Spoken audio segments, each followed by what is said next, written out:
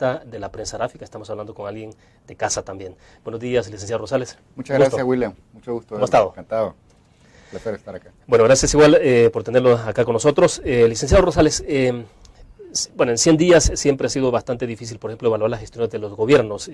Ya pasaron 100 días, ahora tenemos prácticamente 8 meses de gestión gubernamental con un presidente de izquierda y un gobierno y un partido de izquierda como es el FMLN. A 8 meses, digamos, de que tomó posesión el presidente Funes, ¿es posible detectar cuál es el norte, el rumbo que está llevando este gobierno? ¿Hacia dónde va el país? Bueno, William, yo creo que efectivamente 8 meses no son, digamos, suficiente tiempo, pero sí nos ha dado algunos indicios el presidente sobre hacia dónde va este gobierno.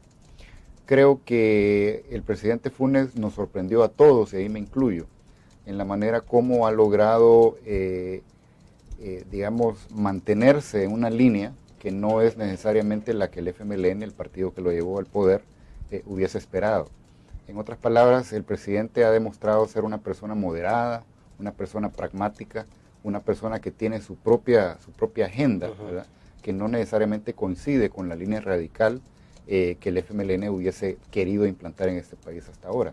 Creo que ese carácter y ese talante que el presidente Funes ha demostrado le ha significado grandes índices de popularidad, como lo demuestran todas las encuestas. Y creo que eso a la población al mismo tiempo le ha dado cierta tranquilidad, porque si bien la mayoría de salvadoreños votaron por el presidente Funes, no dejaba de haber cierto resquemor y cierto miedo hacia lo que podía ser un gobierno del FMLN. ¿En esto no hay algo arreglado, algo compuesto? Es decir, que digamos hay quienes, los más suspicaces dicen, bueno, pero uno no sabe si estamos ante una situación arreglada entre el FMLN y el presidente Funes, porque al final de cuentas le va bien a ambos. Le va bien al presidente Funes porque en el marco de esa relación que puede ser tirante, de regaños, está ganando, digamos, mejor posicionamiento ante la población y tiene esos altos niveles de aceptación popular en este momento. Y por el otro lado, el FMLN, que está en una posición en la que, si le va bien al presidente, me imagino, tendrá que irle bien al FMLN. Yo pensaría de que esto es una situación real, ¿verdad? Yo creo que mucho antes de las elecciones se había visto y siempre fue muy evidente que si bien el presidente Funes había manifestado y había demostrado ser una persona con pensamiento de izquierda, él siempre se había mantenido en una línea de izquierda moderada. El FMLN, todos sabemos, y sobre todo la cúpula que en este momento tiene la hegemonía total del partido, no comparten necesariamente esa línea. Entonces yo creo que el presidente Funes tiene altos índices de popularidad, primero porque ha demostrado ser pragmático, ha demostrado ser un político que logra aprovechar las posibilidades o las oportunidades que se le presentan para hacer y decir cosas que la gente quiere escuchar de su líder. Por otro lado, yo creo que el FMLN es indudable, el FMLN no es algo nuevo, sino ha sido algo de muchos años. El FMLN tiene verdaderamente cierto apoyo importante entre los salvadoreños.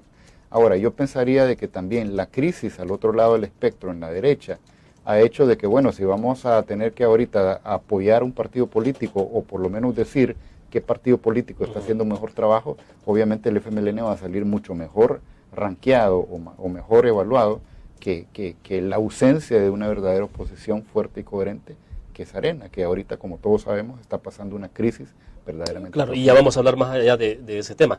Pero mientras tanto, licenciado Rosales, ¿quién gana finalmente en medio de todas estas discusiones que a veces se abren o de esos regaños del presidente hacia los funcionarios de gobierno, hacia los miembros del FMLN? O sea, ¿qué surge de todo esto? ¿Qué de beneficio puede haber para el país? Yo creo que gana el presidente y gana el país. Gana el presidente porque la gente, si bien votó por él, no dejaba de tener miedo y era como un salto al vacío depositar un voto a favor del FMLN como partido político. Y gana el país porque la gran mayoría de los salvadoreños, estoy convencido, son de corte más conservador que tirándole a la izquierda y mucho menos radical. Entonces yo creo que gana el país porque tiene la oportunidad de tener un presidente pragmático que está logrando detener toda la presión que el FMLN está ejerciendo para traer al país o para llevar al país a una situación que los salvadoreños no quieren, que es un gobierno de corte radical, más ligado a lo que es Chávez o el chavismo, que lo que el presidente Funes representa, que es algo más ligado hacia hacia lo que Lula representa. Ahora, pero políticamente hablando, no está el presidente en el peor de los mundos, en tanto que tiene que enfrentarse a su mismo partido político, el que lo llevó al poder, aunque obviamente, ya usted lo decía, hay diferencias en las concepciones políticas o ideológicas, pero no está en el peor de los mundos, en tanto no tiene una relación tampoco tan armoniosa con el FMLN, pero debe articular, digamos, también con otras fuerzas políticas, o sea, y eso en términos de gobernabilidad, ¿cómo queda? Es que lo que pasa es que cuando una persona gana la presidencia, a partir del momento que es electo, se convierte en el presidente de todos los salvadoreños, ¿verdad? Obviamente ahí hay un compromiso y hay una relación inevitable con el FMLN, pero yo creo que al final del día el presidente Funes se siente más satisfecho de la labor que hacen a favor del país que siguiendo los lineamientos de un partido político. Yo creo que, y de hecho las encuestas, como repito, lo demuestran. O sea, que si es una situación difícil, por supuesto que lo es, pero yo creo que el presidente sabe sopesar qué le conviene más. Satisfacer las necesidades de la población, que no estamos hablando de una población partidaria e ideologizada, sino que estamos hablando de gente que tiene necesidades reales, que espera que su líder la resuelva. Y por otro lado, por supuesto que hay una presión grande del presidente hacia el presidente de parte de su partido, que en un momento determinado, y como lo hemos visto varias veces en los últimos meses, no deja de causarle problemas a él. Pero al final del día, él es el presidente de todos los salvadoreños y debe gobernar para ellos. Bueno, vamos a una pausa. Cuando regresemos, me interesa saber cómo quedaría el presidente en esa relación con la oposición, porque en algún momento determinado el presidente Funes también dijo que él esperaba tener una oposición sólida, constructiva de la Asamblea Legislativa. Obviamente no hay esa oposición, en tanto lo que hay en la derecha, por ejemplo, es una total dispersión. Claro. Vamos a la pausa, volvemos.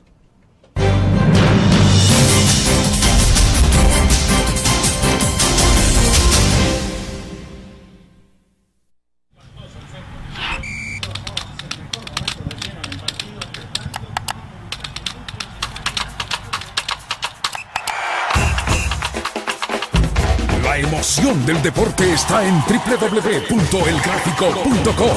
Ingresa al nuevo escenario deportivo y descubrí toda la pasión del deporte.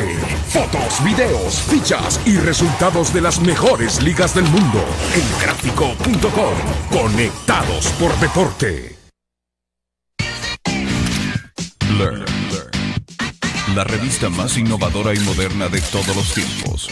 Única en su estilo, creativa. Un espacio exclusivo y reservado de entretenimiento y diversión, llevada al máximo. Blur. Time Out, Movie, lo mejor de la cartelera. Art. Shopping, la guía de la moda. Go, viajes cortos fuera de la ciudad. Blur.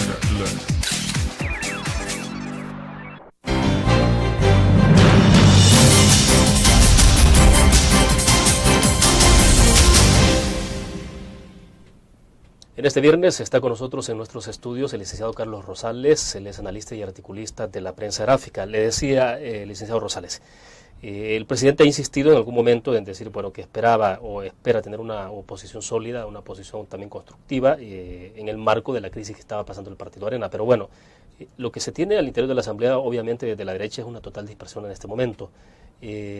¿Será que efectivamente el que no haya unidad, una oposición fuerte, tampoco le ayuda al presidente? Bueno, yo creo que el presidente tenía razón al decir que él esperaba tener una contraparte a nivel legislativo que fuera una oposición unida, uniforme, coherente para poder negociar con ellos. Pero yo creo que también hasta este momento la gobernabilidad, está siendo posible dentro de la Asamblea Legislativa para las iniciativas de ley o para todas aquellas cosas que ameritan o que requieren apoyo legislativo. A excepción quizás, no sé, del decreto que eliminó la cuota fija de la telefonía. Parece que eso no fue como...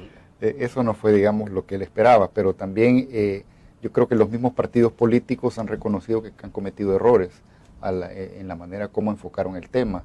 Y haber aprobado la dispensa de trámite. Creo que todos los partidos, sin excepción hasta ahora, creo que con la excepción obviamente del FMLN, han aceptado que cometieron un error. Entonces yo creo que, digamos que esa es la excepción, pero en términos generales creo que el presidente ha tenido, los apoyos que ha necesitado cuando se ha requerido en temas de trascendencia nacional. Obviamente no va a ser siempre esa la norma, eso va a ser más bien digamos, lo que él aspiraría a tener, pero sin embargo creo que hasta ahora las cosas han ido bastante bien. O sea, ¿se puede decir entonces que hasta hoy el presidente no ha experimentado una situación de ingobernabilidad en el país? No, porque yo creo que todos los partidos políticos, sobre todo los más pequeños, han logrado apoyar o han logrado darle al presidente el apoyo que él ha requerido en los momentos que ha sido necesario. Obviamente, como le decía, hay excepciones. Creo que la dispersión de la derecha y sobre todo las crisis que han sucedido en Arena no ha sido necesariamente algo que hasta este momento le haya significado un problema de gobernabilidad al presidente. Bueno, vamos a hablar más adelante siempre de ese tema interesante sobre cómo está la oposición en la Asamblea Legislativa, sobre todo la derecha, pero quiero que hablemos de un tema en el que tiene que ver ya con la gerencia directa de la administración Funes, ¿sí? El tema de la seguridad pública. El último informe de amenazas de Estados Unidos que se ha presentado el martes de esta semana ante el Senado destacó que la corrupción y la violencia en el país, en los países que forman parte del Triángulo Norte, Centroamérica, estamos hablando de Guatemala, Honduras y El Salvador, dice que el crimen en estos países está dificultando la habilidad de los gobiernos democráticos de la región para proveer seguridad básica y hacer cumplir la ley. Le pregunto esto y le dejo planteada esta reflexión en términos de escuchar su opinión sobre cómo ve la situación de la seguridad pública en el país. Hasta ayer, antier, hemos tenido prácticamente 20 homicidios al día, lo que no hemos tenido durante años. Claro. Bueno, estamos recién comenzando el mes de febrero. Al 31 de enero del año 2010 teníamos un promedio de 18 crímenes, homicidios al día. Y sin embargo llevamos ya que los primeros cuatro días del mes de febrero hemos tenido 84 homicidios. Obviamente las cifras y los titulares de los medios de comunicación nos hacen ver a todos los salvadoreños que la situación de seguridad pública ha desbordado ya la capacidad del Estado para poderle hacer frente a ese flagelo. Esto obviamente es algo real, no, nadie se lo ha imaginado, nadie se lo ha inventado. Los medios de comunicación están haciendo su trabajo en términos de poner en relieve lo que está pasando en nuestro país. La situación es real y yo creo que evidentemente el Estado ya ha demostrado que no tiene la capacidad para hacerle frente a esto. Han habido voces en la Cámara de Comercio, varios analistas, varias instituciones de la sociedad civil que han puesto la presión ya al gobierno para que efectivamente se tomen las medidas necesarias para poderle hacer frente a esta situación. Ahora, pero vamos, hasta mayo del año pasado, y digo hasta mayo para poner un poco, separar la administración del presidente Saca, digamos, o si se quiere ver 20 gobiernos de Arena. Claro. No era esto lo que se tenía, ahora en 8 meses es una situación mucho más delicada. ¿Será que es que la situación de violencia fue aprovechada por los delincuentes para justamente aprovechar la situación de la transición política, o es porque efectivamente lo que está ocurriendo es que los funcionarios que están ahora en seguridad pública no tenían planes? Mire, yo creo que es una combinación de varios factores. En primer lugar, yo pensaría que siempre hay una curva de aprendizaje en cada nuevo gobierno. Después de 20 años de gobierno de Arena, entra de repente en junio una nueva administración que no tiene experiencia en gobernar, que no tiene experiencia en la administración pública y que por consiguiente viene a aprender, ¿verdad? Entonces siempre hay una curva de aprendizaje que es una situación que enfrenta cada nuevo gobierno. Eso es normal, digamos. Eso es normal. Por otro lado, creo que también tenemos el problema de que la nueva administración y sobre todo las personas a cargo del Ministerio de Seguridad Pública traían una visión bastante romántica del tema de la inseguridad ciudadana.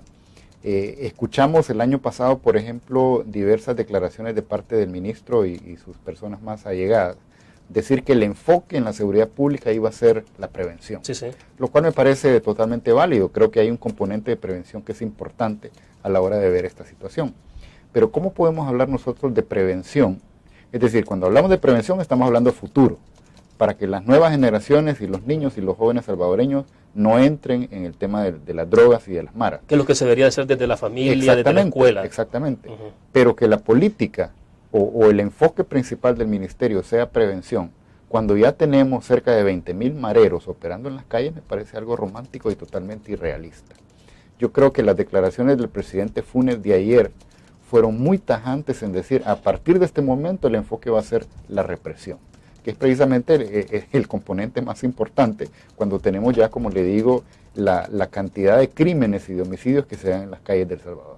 Entonces yo creo que ahí hay un contraste de visiones, la prevención versus la represión. Creo que el presidente ha corregido el camino a partir del día de ayer, diciendo que el enfoque ahora va a ser la represión. Bueno, tal parece que he corregido el camino volviendo a medidas que ya se habían tomado en el pasado. Vamos a la pausa, cuando regresemos vamos a hablar un poco más de esto, ya volvemos.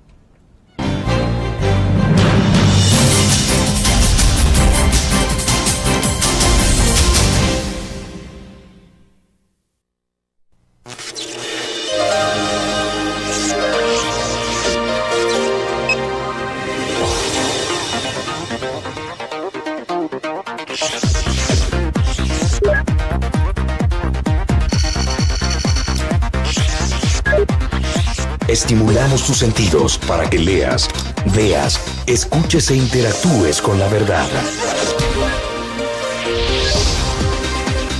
LPG Multimedia.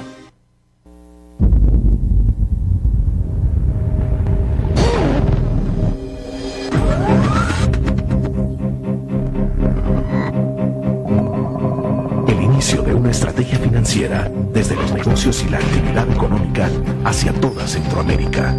El Economista Regional, una revista especializada donde encuentras el panorama empresarial y los principales movimientos financieros. El Economista, el modelo regional de información económica.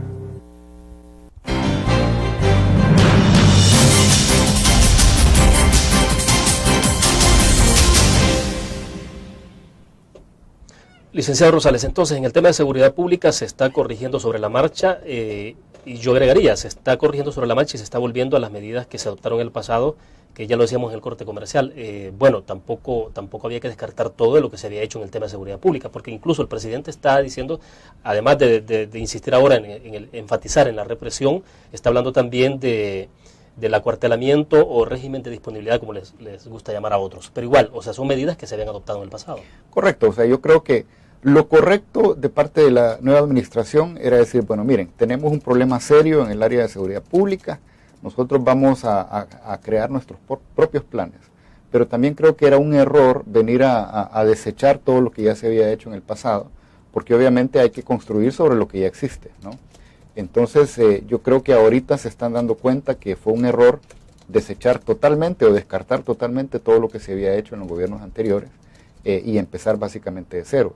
Creo que el problema ya existe, aquí no hay tiempo para empezar a querer inventar la rueda. Hay cosas que ya existían que se podían mejorar, o sea, campo para mejora por supuesto que había. Ahora, pero bueno, quienes ahora están funcionarios en la seguridad pública, y me refiero concretamente a Manuel Melgar como ministro de Seguridad, él fue miembro de la Comisión de Seguridad Pública de la Asamblea Legislativa, mientras Arena estuvo gobernando 20 años, prácticamente pensaría que Manuel Melgar pasó 20 años también cuestionando, criticando los planes, y lo hacía muy bien, o sea, al final era también su papel, pero el punto era que uno esperaba que en 20 años también ellos, así como criticaron, pudieran tener un plan de seguridad.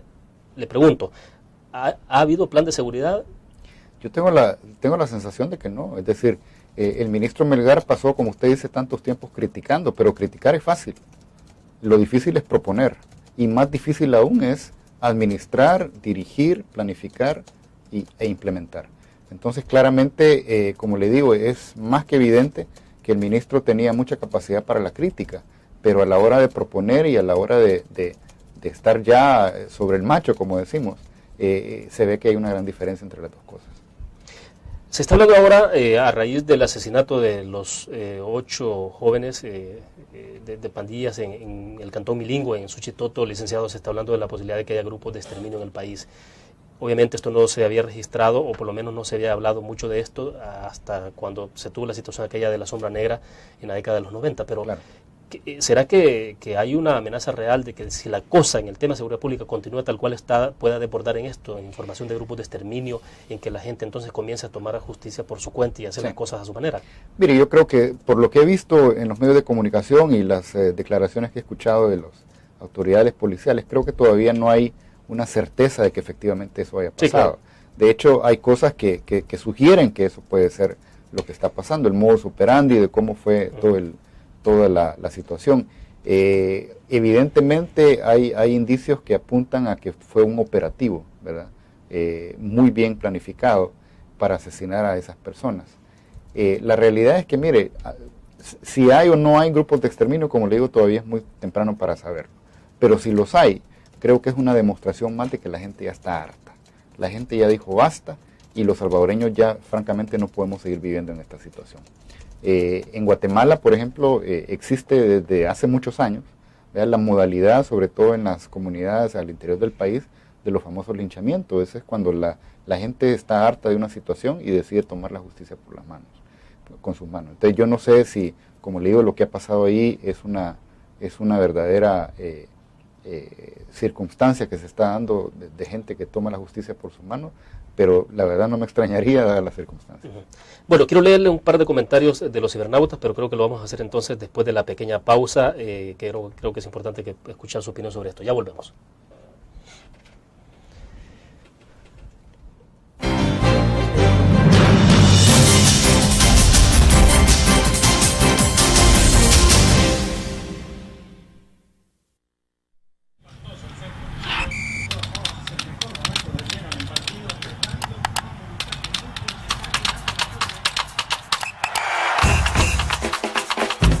La emoción del deporte está en www.elgráfico.com. Ingresa al nuevo escenario deportivo y descubrí toda la pasión del deporte. Fotos, videos, fichas y resultados de las mejores ligas del mundo. Elgráfico.com. Conectados por deporte. Learn. La revista más innovadora y moderna de todos los tiempos. Única en su estilo, creativa. Un espacio exclusivo y reservado de entretenimiento y diversión, llevada al máximo. Blur. Time Out, Movie, lo mejor de la cartelera. Art. Shopping, la guía de la moda. Go, viajes cortos fuera de la ciudad. Blur.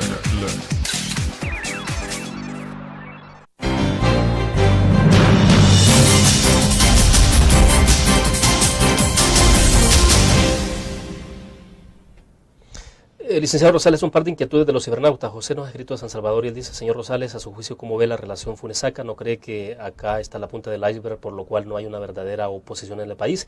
Y el otro es el de Manuel. Dice: con mucho respeto, solo quiero saber, dice, ¿con cuál partido está usted? Dice, ¿con Arena o con Gana? Bueno, yo creo que es importante porque al final da chance para aclararle a los cibernautas cuál es su condición actual. Claro. Bueno, yo creo que se ha especulado muchísimo, ¿verdad?, sobre la posibilidad de un arreglo, de un pacto entre el presidente Funes y el expresidente Saca. Hasta ahora, sin embargo, nadie ha presentado ningún tipo de evidencia, nadie ha salido públicamente demostrando que ha pasado algo en ese sentido. Yo creo que mi opinión muy personal, sin embargo, es que el presidente Funes se vio obligado hace un par de días a salir públicamente a atajar todos esos reclamos en cuanto a todos los rumores que habían respecto a la corrupción en el gobierno anterior. El presidente Funes fue muy claro en decir: miren, si hay corrupción la vamos a castigar, pero nosotros no podemos salir irresponsablemente, ¿verdad?, a acusar gente sin el beneficio de las pruebas. Yo creo que ahí hay un tema que el presidente está tratando de manejar de una manera, me parece, bastante responsable, en que si va a haber algo, pues vamos a presentar un caso y vamos a derivar las responsabilidades. No sé, ¿verdad?, la verdad que no podría decirle si hay un arreglo o no hay un arreglo. Pareciera que sí, pero yo creo que solo el tiempo va a clarificar esa situación. Bueno, había la otra inquietud de si usted estaba políticamente en... Yo nunca he sido miembro de ningún partido político, ni de Arena, ni de Gana, mucho menos ahora. Sí he expresado mi opinión anteriormente, en los últimos días, de que creo que en el pleito Arena-Gana, creo que Arena lleva las de ganar y Gana lleva las de perder. Creo que Gana no es competencia para Arena, sino que más bien la competencia de Gana va a ser partidos pequeños como el PCN. Perfecto. Quiero cerrar sobre el tema anterior que estábamos hablando de la seguridad, licenciado Rosales, y es un poco la inquietud que tengo sobre el tema de la participación de la Fuerza Armada en esta situación de combate a la delincuencia en el país. ¿No cree que en un momento determinado, y se lo preguntaba fuera de cámara, la policía en un momento determinado, digamos, puede haber una percepción de la gente, decir, bueno, la policía fue derrotada en el tema de seguridad pública si no se actúa como se debe actuar, y por el otro lado se involucra la Fuerza Armada, también la Fuerza Armada, que tiene una alta dosis de confianza en la población por lo que ha hecho después de la firma de los acuerdos de paz, y en un momento determinado todo esto lleve a una sensación real o falsa, pero en la gente de decir, bueno, aquí todas las instituciones han sido derrotadas, ya no queda más que hacer. ¿Qué se puede hacer aprovechando que hoy justamente ha dicho el presidente que va a hacer un anuncio esta mañana? Claro. Mire, yo creo que hay muchas cosas que decir. En primer lugar, creo que todos sabemos que la Fuerza Armada es una de las instituciones de la sociedad salvadoreña que tienen más credibilidad y mejor imagen en los últimos años.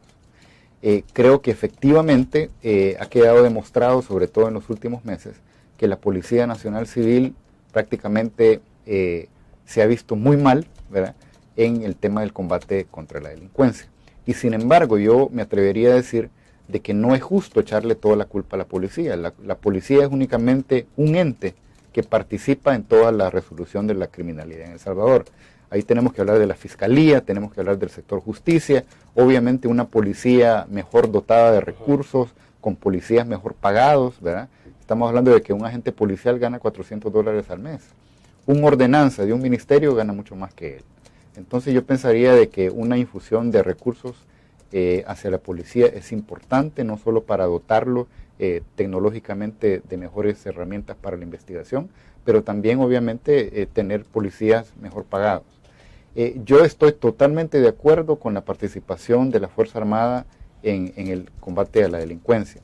Creo que la Fuerza Armada representa también un factor disuasivo entre la población, sobre todo entre las bandas delincuenciales, porque obviamente la Fuerza Armada tiene un respeto y un prestigio ganado sobre lo que es y sobre lo que ha demostrado ser en la historia de El Salvador.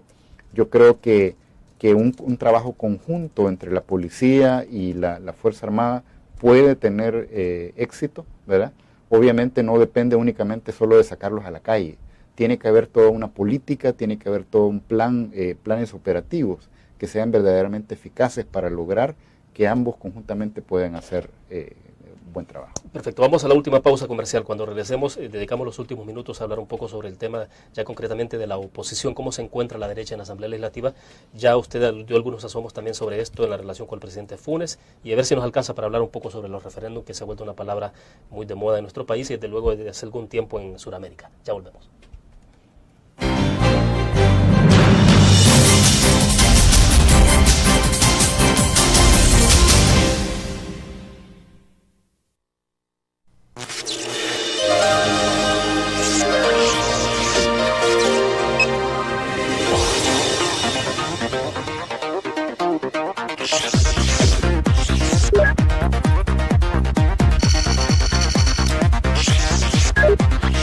Estimulamos tus sentidos para que leas, veas, escuches e interactúes con la verdad. LPG Multimedia.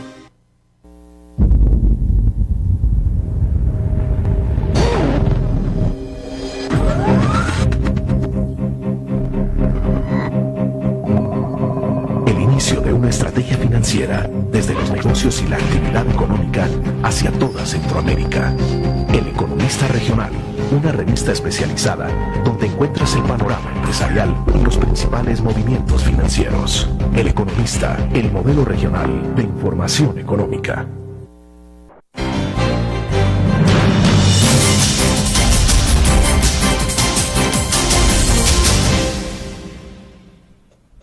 Licenciado, están pasando cosas interesantes en actividad política al interior de la Asamblea Legislativa. Bueno, está lo que ocurrió ya dentro del Partido Arena, la división de los diputados que se fueron con gana, la expulsión del expresidente Saca del COENA, de la militancia del Partido Arena. Luego tenemos el FMLN en esa relación, una simbiosis media extraña con el presidente Funes, pero también viendo a un FMLN actuando más también como partido de oposición al presidente Funes, porque bueno, recientemente, hace 2 semanas más o menos, vimos a los diputados del Frente presentando una solicitud ante la Corte de Cuentas de la República para que se audite el tema de las problemáticas que ha habido sobre el agua potable en el país, sobre los recibos. Entonces, de repente uno dice, bueno, ¿cuál es la oposición en este país? Mira, la verdad que estamos viendo un panorama sumamente complicado, ¿verdad? Están pasando muchas cosas al mismo tiempo que complican aún más la situación. En primer lugar, como veníamos hablando ya a lo largo de esta entrevista, hay un verdadero desencuentro, que es real, a mi juicio, entre el presidente y el FMLN. Ese desencuentro, desgraciadamente, como que cada vez sube más de tono, ¿verdad? Cada vez hay más temas sobre los cuales es evidente una un desacuerdo. Por otro lado tenemos, como usted bien mencionaba, hay una crisis en la derecha que ha tenido, digamos, su mayor evidencia en el rompimiento que ha habido en Arena con la creación o el intento de creación de este nuevo grupo Gana. Yo creo que al final, como le decía, eso ha significado que el presidente Funes ha encontrado en el FMLN tal vez, muchas veces en algunos casos, mayor oposición hacia sus políticas que lo que Arena o la derecha debería de significar para él. Yo creo que es importante recalcar que la derecha en este país, sobre todo los empresarios y todas aquellas personas o sectores que en algún momento se han identificado como de derecha, deben de reconocer que en este momento el mayor aliado para ellos es el mismo presidente de la República, porque es el presidente el que está deteniendo toda aquella presión, ¿verdad?, que está ejerciendo el FMLN para implementar en el país una agenda que no es la que nosotros queremos en el país. Ahora, licenciado, Arena obviamente no tiene control ya de la mayoría calificada en la Asamblea Legislativa al perder a los diputados que se fueron a Gana. El PCN ha dejado de ser ese fiel de la balanza, en tanto Gana también está jugando otros roles ahora al interior de la Asamblea Legislativa. En síntesis, uno tiene la impresión de repente que el FMLN lleva las ventajas. Claro, es decir, yo creo que el mejor escenario para el FMLN es una crisis, es un rompimiento de la derecha. Veamos el ejemplo claro de Nicaragua hace algunos años. O sea, los sandinistas lograron acceder al poder precisamente porque había un rompimiento total, una atomización de la derecha en Nicaragua. Yo creo que ese es el escenario más favorable para el FMLN. Podemos decir, por ejemplo, que si para el 2014 la derecha no ha logrado consolidarse como una fuerza política importante, cohesionada y fuerte en el país, obviamente los que tienen la ventaja ahí son el FMLN. El FMLN podría ganar por default, simple y llanamente porque la derecha ha llegado a un nivel de crisis, de rompimiento, que no le posibilita presentar un proyecto, un candidato verdaderamente que logre aglutinar a toda la derecha. Ahora, otro punto que me interesa que lo abordemos antes de cerrar la entrevista, licenciado, es sobre el tema del referéndum. El alcalde de Zacatecoluca ha aplicado ya el referéndum en el tema del ordenamiento territorial. Obviamente no funcionó, en tanto no logró el porcentaje de votación que se habían establecido como meta. Pero digamos, en el país hay un poco de bastante alergia sobre el concepto del referéndum como tal, aunque debo entender que sí, en el Código Municipal también se establecen formas de participación ciudadana. Pero el punto es las distancias que hay y los resquemores en torno a lo que ha pasado ya en Sudamérica con el uso del referéndum. Claro. ¿Qué es lo que está pasando entonces? Mire, yo creo que si nosotros repasamos todo lo que ha pasado en algunos países que están alineados a Hugo Chávez en todo el continente suramericano, toda la parte de Sudamérica, podemos ver de que uno de los elementos que le ha permitido a estos líderes acceder al poder o mantenerse en el poder ha sido la realización de referéndum para cambiar la Constitución, ¿verdad? Lo vimos recientemente ahora en Honduras, el expresidente Zelaya trató de una manera ilegal de realizar un referéndum que le permitiera a él poder conseguir su reelección. Entonces, obviamente, hoy por hoy, por lo que está pasando en Sudamérica, y obviamente también en Nicaragua y en Honduras, lo que trató de hacer Zelaya en Honduras, la palabra referéndum es sinónimo a querer buscar una reelección.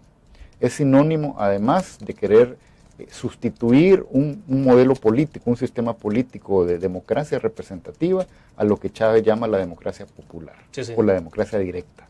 Entonces yo creo que estas son avenidas que la izquierda radical está buscando implementar en un país para poder lograr los cambios en la Constitución que hoy por hoy no se pueden dar precisamente por la inflexibilidad de las constituciones de distintos países en poder cambiar artículos que son básicos para mantener el orden democrático en cada región. Para cerrar la entrevista, ¿usted percibe radicalización en el planteamiento del FMLN sobre temas? Bueno, es evidente que lo que no se dijo durante la campaña o se mantuvo en secreto, no en secreto, pero por lo menos el FMLN evitó hablar en público de que era un partido que aspiraban al socialismo, que estaban incluso apuestos por el comunismo. Ahora se está hablando con más claridad, pero... Es decir, yo creo que el FMLN nunca lo negó, ¿verdad? El presidente Funes fue muy mesurado y muy prudente a la hora de tocar esos temas. Obviamente ahí hay un punto también de desencuentro entre él y su partido. Yo creo que el FMLN nunca ha mentido y nunca ha escondido la vocación revolucionaria y socialista que sus mismos estatutos han puesto en evidencia. Creo que el FMLN está tratando en este momento de acelerar el paso para preparar un terreno que sea más fértil de cara a las elecciones del 2012 y de cara a las elecciones del 2014. Yo creo que era cuestión de tiempo de que el FMLN saliera públicamente a decir las cosas que ha dicho recientemente. En lo referente, por ejemplo, a las consultas populares, al referéndum, a la reelección, y recientemente, como ha sido evidente en todos los medios también, la posición que tienen frente al artículo 191 del Código Penal, que básicamente protege la labor periodística en este momento, y que ellos obviamente lo ven como algo, como una aberración, citándolos textualmente. Entonces, yo creo que ahí hay señales, ¿verdad?, de que el FMLN tiene una vocación, digamos, que está en línea con las políticas que se están haciendo en otros países como Venezuela, Bolivia, Nicaragua, Ecuador, que buscan instalar sistemas políticos que son totalmente muy distintos a lo que es la democracia que hoy tenemos. Perfecto, se nos acabó el tiempo. Licenciado Rosales, le agradezco que haya compartido con nosotros. Muchas gracias, un gusto estar acá. Bueno, terminamos de esta forma la entrevista, nos vemos el próximo lunes a las 8:15 de la mañana. Estará con nosotros Lorena Peña, ella es diputada del FMLN y directiva ante la Asamblea Legislativa. Buenos días.